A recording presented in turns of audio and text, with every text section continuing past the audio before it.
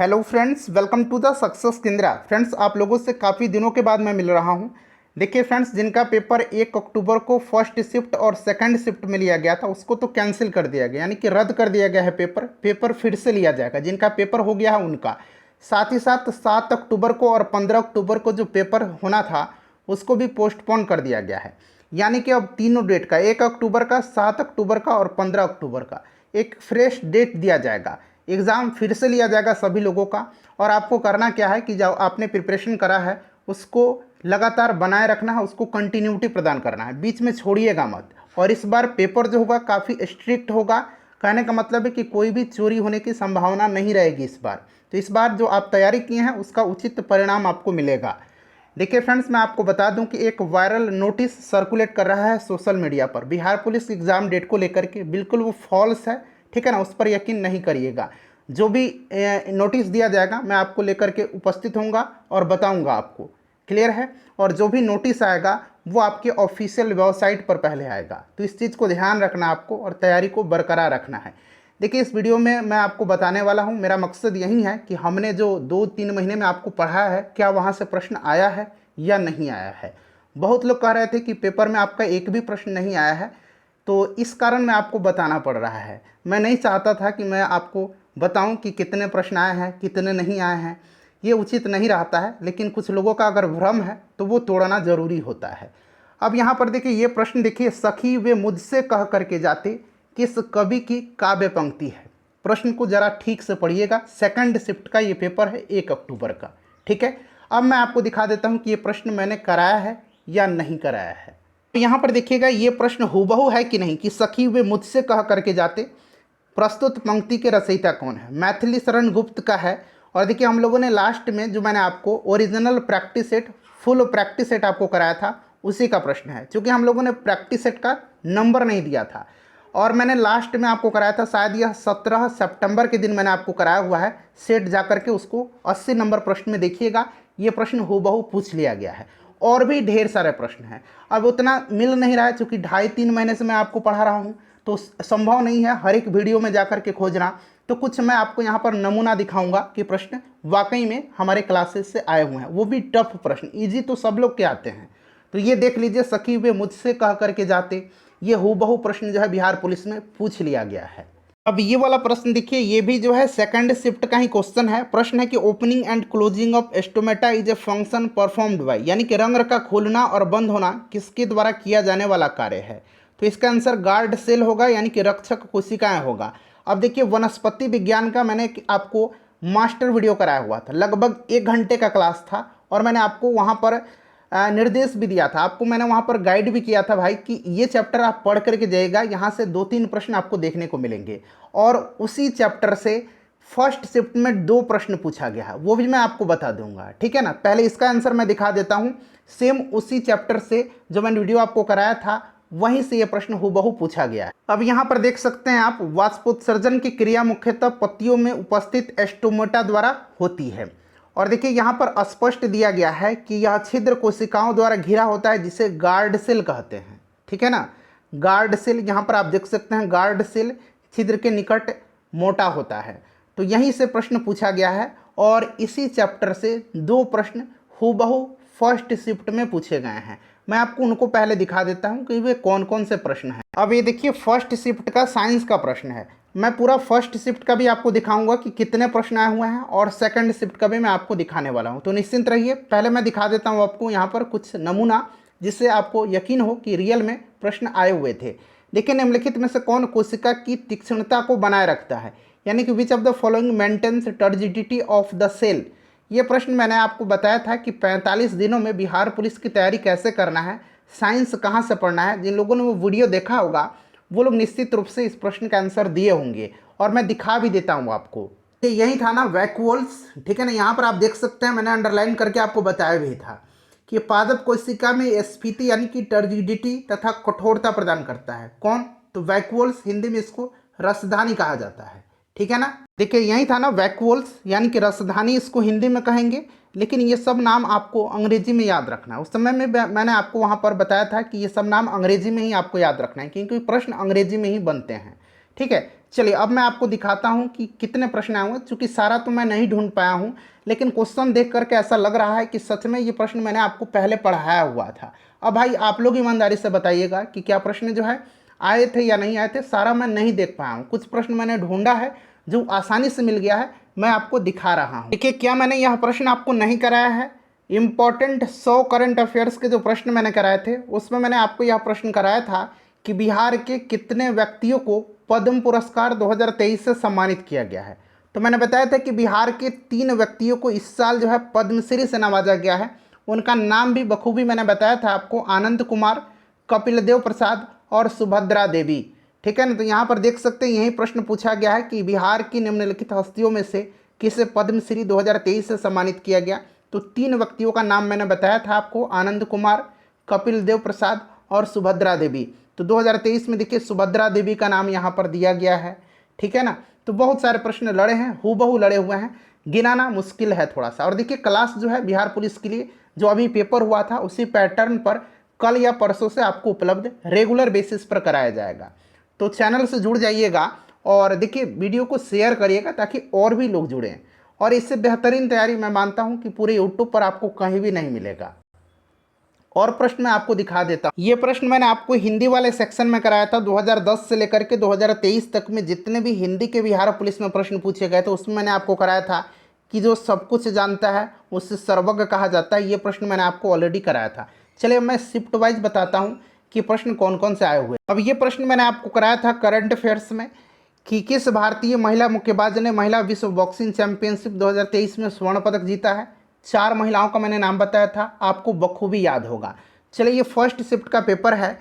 यहाँ पर हम लोग शुरू से इसको स्टार्ट करते हैं और देखते हैं कि कौन कौन से प्रश्न आए थे, या फिर मुझे याद तो सारा नहीं है, सारा ढूंढ तो मैं नहीं पाया हूँ, लेकिन मैं प्रयास करूँगा फ्रेंड्स कि बताने का ईमानदारी से। और आप लोग भी बताइएगा कि क्या मैं जो एक्सप्लेन किया था उसमें से भी प्रश्न आए थे या नहीं आए थे। अब यहाँ पर देख सकते हैं कि भारत के सर्वप्रथम मुख्य चुनाव आयुक्त कौन थे। तो मैंने आपको ये जब प्रश्न कराया था कि भारत की पहली महिला मुख्य चुनाव आयुक्त कौन थी, तो रमा देवी थी। और उस समय मैंने इनका नाम भी बताया था कि पहले अगर पूछेगा तो ये सुकुमार सेन थे और पहली महिला पूछेगा तो वीएस रमा देवी थी। ठीक है ना। ये मैंने प्रश्न मुझे पूरी तरह से याद है, मैंने आपको कराया था।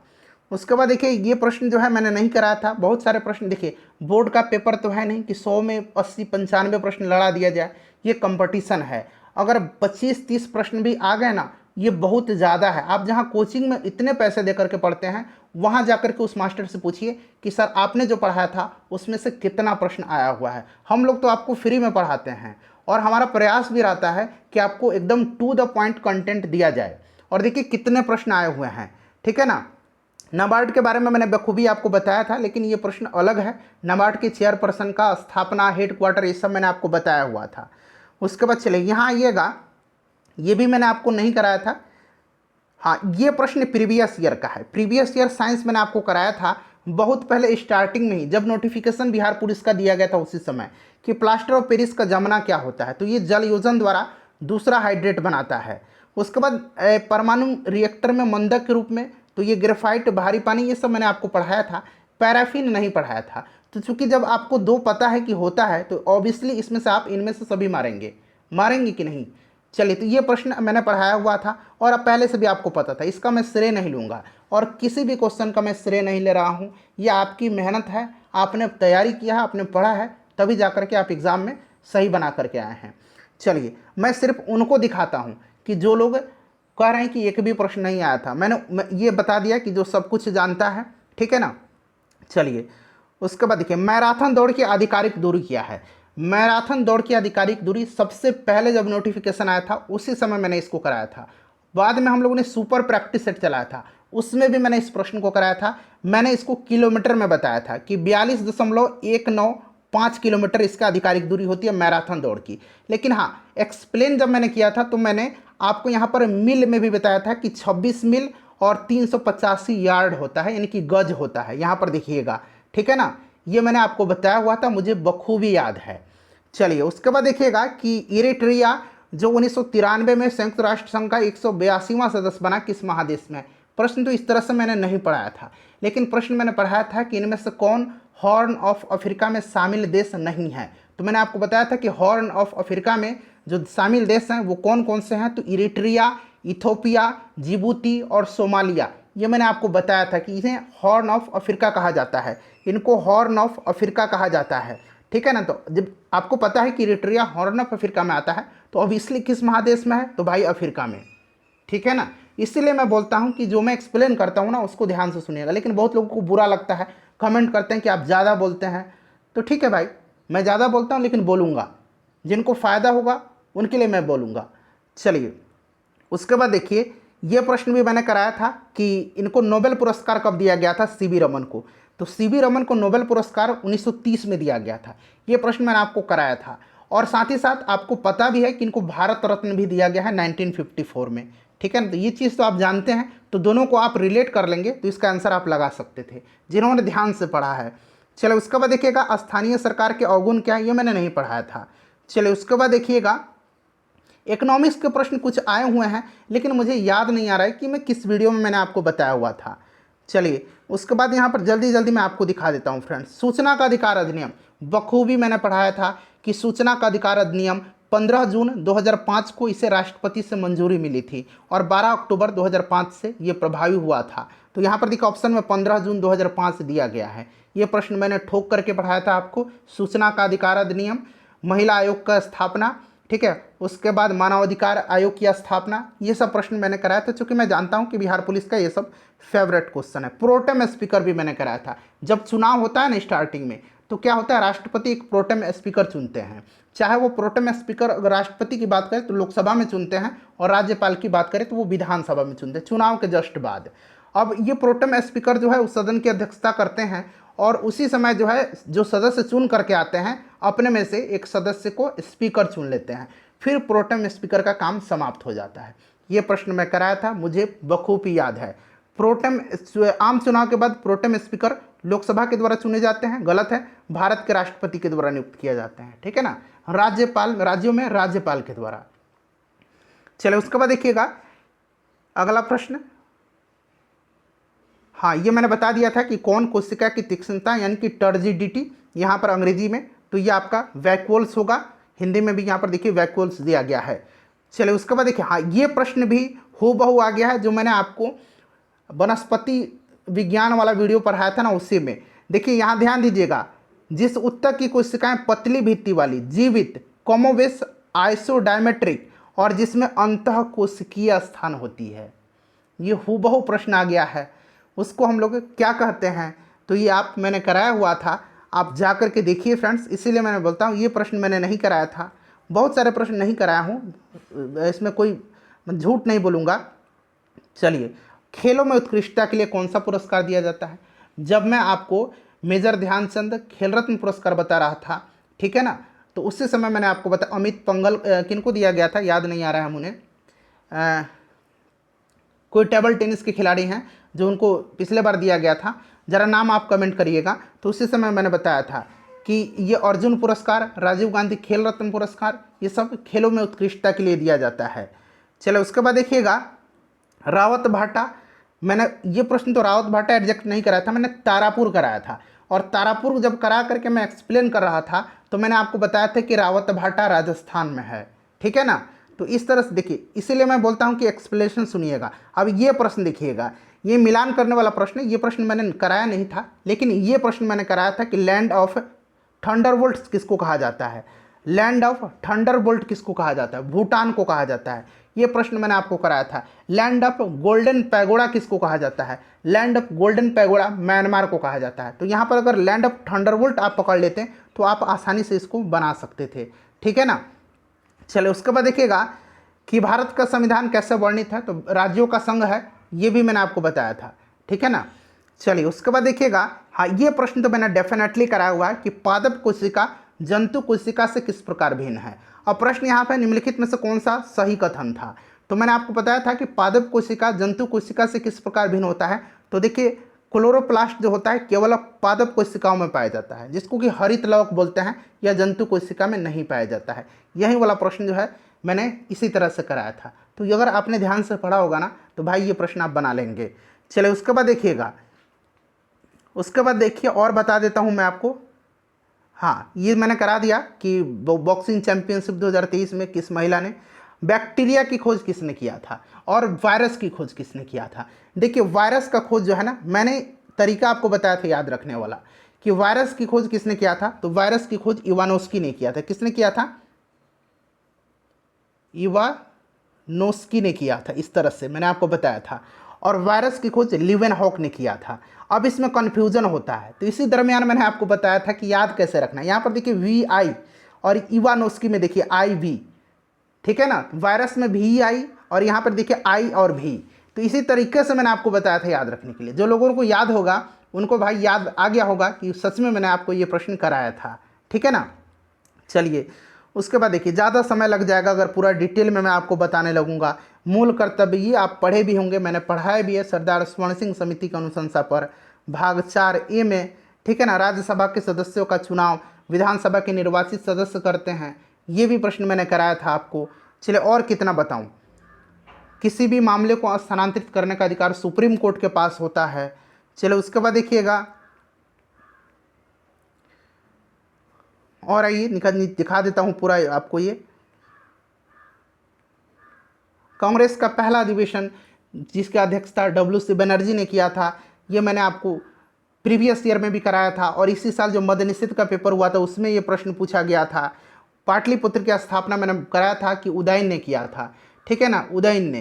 प्रश्न मैंने कराया था कि राजधानी पाटलिपुत्र से फिर वैशाली गया, और वैशाली में फिर जब कालाशोक का शासन आया तो कालाशोक फिर से वैशाली से पाटलिपुत्र ले गया। ये प्रश्न मैंने आपको कराया हुआ था, ठीक है ना। उसके बाद चलिए, ये नहीं कराया था नालंदा विश्वविद्यालय के प्रमुख महान बंगाली विद्वान शीलभद्र थे, ये मैंने प्रश्न नहीं कराया था, ठीक है ना। ये भी नहीं कराया था, ये भी नहीं कराया था, ये भी नहीं कराया था। हाँ, ये मैंने डेफिनेटली कराया था कि कहाँ से जो करके मैंने बताया था कि अफ्रीका महादेश जो है वहाँ से कर्क रेखा, मकर रेखा और आपका भूमध्य रेखा, ये तीनों रेखाएं गुजरती हैं। मैंने ये प्रश्न कराया था, मुझे पूरी तरह से उम्मीद है, पूरी तरह से याद है आपको, ठीक है ना। चलिए उसके बाद चलिए यहाँ पर और मैं दिखा देता। हाँ, ये प्रश्न मैंने कराया था कि निम्नलिखित में से किस में प्रतिरक्षी का गठन होता है, तो मैंने यहाँ पर लिम्फोसाइट कराया था। ऑप्शन में लिम्फोसाइट मैंने कराया था, लेकिन लिम्फोसाइट का संगठन और रक्त प्लाज्मा कोशिका का संगठन समान ही होता है। तो इसका आंसर ऑप्शन सी होगा, रक्त प्लाज्मा कोशिकाएं, ठीक है ना। जिन्होंने लगाया था उनका सही है। ये भी प्रश्न कराया था कि मच्छर जनित रोग नहीं है, लेकिन उसमें जो है नींद की बीमारी नहीं थी ऑप्शन में इबोला हेमरेजिक बुखार था ऑप्शन में, बाकी ये ऑप्शन थे, ठीक है ना।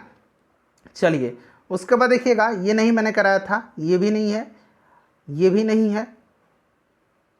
हाँ, तो ये आपका लगभग हो गया। हाँ, ये मैंने आपको जरूर कराया था कि जितने भी बिजली उपकरण होते हैं ना, ये समानांतर क्रम में होते हैं।